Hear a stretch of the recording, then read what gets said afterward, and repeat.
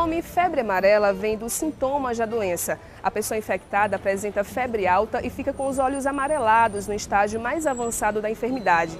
Por muitos anos, o Brasil manteve o controle da doença, mas entre 2016 e 2017, o Ministério da Saúde registrou o maior surto do país.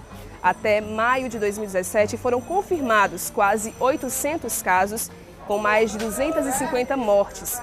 Minas Gerais e Espírito Santo são os estados que apresentam o maior número de notificações.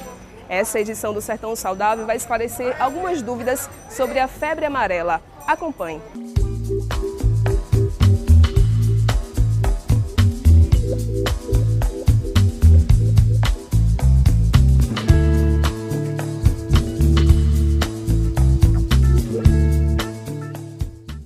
O que é a febre amarela? Febre amarela é uma doença causada por um vírus do gênero flavivírus, que o nome veio febre amarela porque ele causava febre, em alguns casos, e o chamado icterícia, que são os olhos amarelos. Então se chamou de febre amarela. Qual a diferença entre febre amarela silvestre e febre amarela urbana? A febre amarela silvestre, ela tem como reservatório os macacos, principalmente, também pode ser alguns roedores, marsupiais, e tem um mosquito que ele tem hábito só silvestre. Então ela fica mais reservada no ambiente silvestre. Por acidente, ela pode, alguma pessoa entra numa região endêmica de febre amarela silvestre, se contaminar e trazer esse vírus para a região urbana. Já na região urbana, nós dependemos do Aedes aegypti, que é um mosquito que ultimamente tem sido causador de vários quadros infecciosos, tipo dengue, zika, chikungunya, e ele também é um possível transmissor de febre amarela. O mosquito, quando pica alguém contaminado com o vírus, ele fica com a presença do vírus durante toda a sua vida. Ele é o principal vetor, então ao picar outras pessoas, ele transmite o vírus, e isso no ambiente urbano, porque o Aedes é um mosquito com hábitos urbanos. Por que recentemente a febre amarela voltou a preocupar organizações de saúde no Brasil? A febre amarela, ela tem origem no Brasil no século XVII, 1640, eu não me lembro muito bem. Já na época ainda das capitanias hereditárias. Ela veio trazida o mosquito infectado, até pessoas doentes, nos navios negreiros que vinham da África. Tá? Então, a doença, a febre amarela, tem origem na África. O Brasil, nessa época, o Brasil, o Império, colônia, eles fizeram um trabalho muito grande para combater a doença, que chegou a ser erradicada do Brasil, pela eliminação principalmente do Aedes aegypti. O Aedes aegypti foi considerado erradicado do Brasil. Em 1976 foi que ele teve a volta para o nosso país. Então, a partir dessa data que o Aedes aegypti começou a trazer novos vírus, risco de novas doenças, dengue, agora a zika, a chikungunya, e é o principal vetor de causador de febre amarela urbana. No estudo da doença febre amarela, se viu que sempre quando se tem um surto urbano de febre amarela, esse surto é precedido por um surto de febre amarela silvestre, que o reservatório na natureza são os macacos. Então, com o aumento de casos de febre amarela silvestre, que são os causados em macacos, se tem uma preocupação de aumentar o número de casos de febre amarela urbana. Como se transmite a febre amarela? Com esse aumento de casos de febre amarela silvestre e o medo de aumentar o caso de febre amarela urbana, por quê? Porque o homem ele entra na floresta para fazer algumas atividades extrativistas e termina se contaminando com essa febre amarela silvestre. E ao vir para a cidade, ele é um potencial reservatório do vírus, como ele é transmitido por um mosquito, e o mosquito pica esse homem contaminado e começa a se disseminar essa doença no setor urbano. Quais são os sintomas da febre amarela? Ela tem uma variabilidade grande do quadro clínico. Pode ser desde uma doença com poucos sintomas, chamada oligossintomática, passar até despercebida, pode ser confundido com outras infecções, até um quadro grave. Então a febre amarela pode ser dividida em febre amarela leve, moderada ou grave. A leve tem sintomas, dor de cabeça, dor no corpo.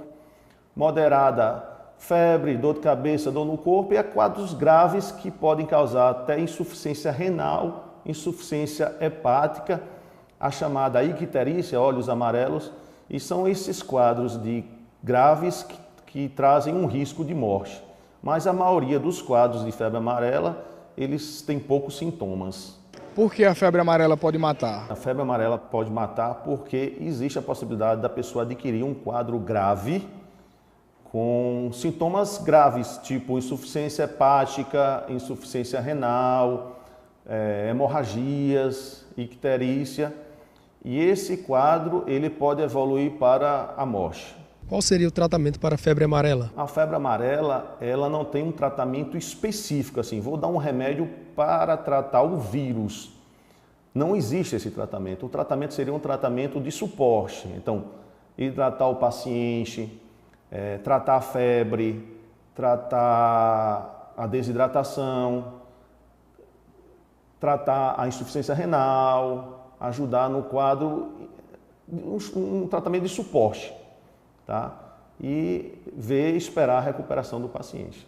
O que o paciente começar a apresentar, você vai tratando, dando suporte para ele conseguir estar bem até o próprio organismo dele se livrar do vírus.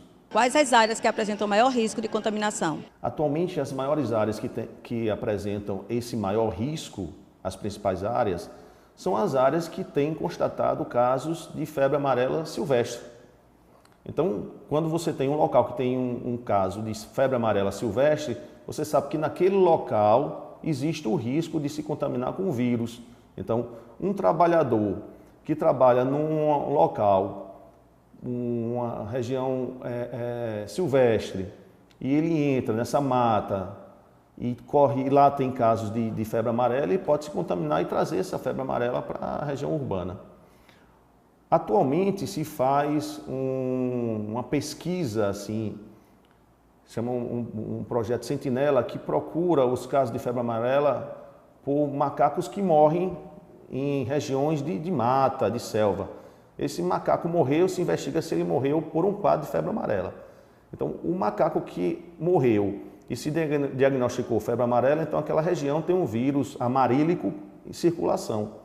Então, é uma região que tem um risco de transmitir febre amarela para alguém que vá nesse local. A região sudeste, vários estados, Minas, São Paulo, Rio de Janeiro, Espírito Santo, vários desses estados têm casos notificados, tanto de febre amarela silvestre, que foi diagnosticado em macacos, quanto de febre amarela urbana, diagnosticado em seres humanos. Região Nordeste só existe 2 estados que têm notificações de suspeita de febre amarela, que é Bahia e o Maranhão.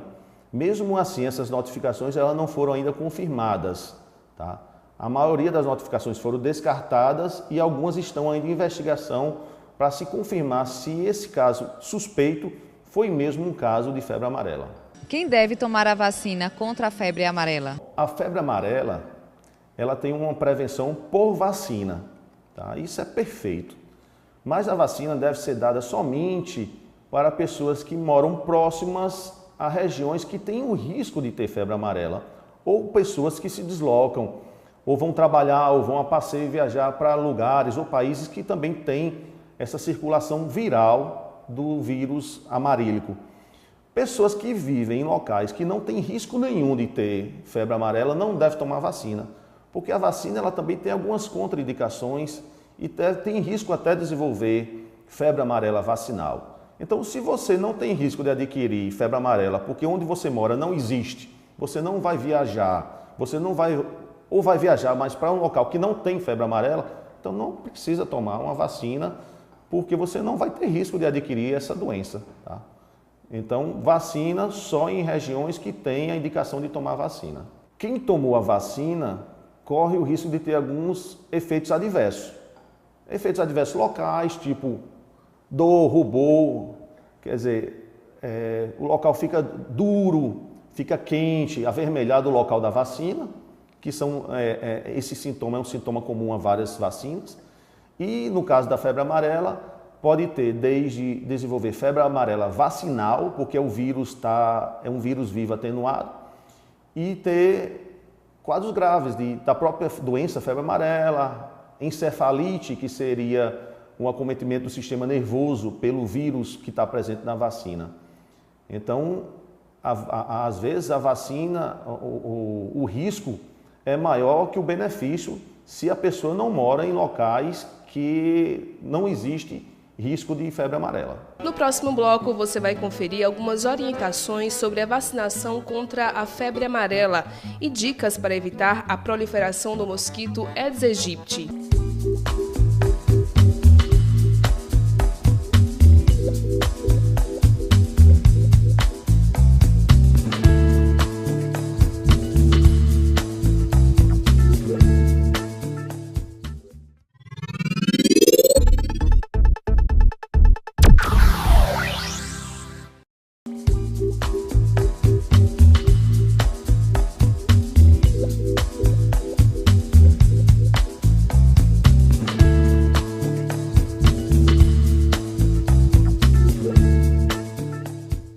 Agora, as dicas para se evitar a profilaxia da febre amarela.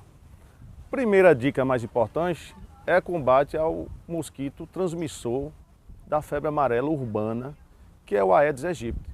Se não tem Aedes aegypti, não tem febre amarela urbana. O segundo seria a imunização, o uso da vacina. Mas como já disse antes, a vacina ela deve ser feita somente para pessoas que vivem em áreas de risco de febre amarela ou que vão viajar para esses locais que tenham casos confirmados de febre amarela. Lembro que a vacina pode ser feita de 9 meses a 60 anos de idade. Gestante não deve fazer, nem gestante, nem pessoas que estão amamentando. Se a pessoa não pode tomar vacina, deve-se usar repelentes e blusas com manga comprida, calças grandes, cobrir, não deixar áreas expostas para poder ter contato com mosquitos e serem picadas. E isso para pessoas que não podem tomar vacina. Meu nome é Sildene, sou agente de endemias. Vou mostrar algumas dicas para combater o mosquito Aedes aegypti.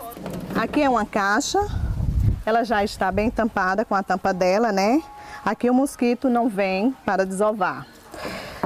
Essa vasilha aqui tem que ficar de cabeça para baixo para que o mosquito não venha e desove aqui.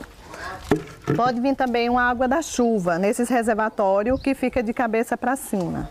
Aqui é umas garrafas de refrigerante, mas estão todas já de cabeça para baixo. Aqui nessa residência que a gente está vendo não tem pneu. Se tivesse pneu aqui, a gente já orientava o morador a colocar numa área coberta, para que não venha água da chuva e acumule. Dentro da residência dela não se encontra reservatório. O banheiro também não tem reservatório, não tem plantinha de água. Se tiver as plantas, a gente orienta o morador que coloque de terra. E aquelas plantinhas que tem o pratinho embaixo, com água também a gente orienta o morador para colocar terra. E o filtro que o morador fique sempre olhando e lavando semanalmente. Essas são algumas dicas que a gente deixa aqui para que todos façam na sua casa.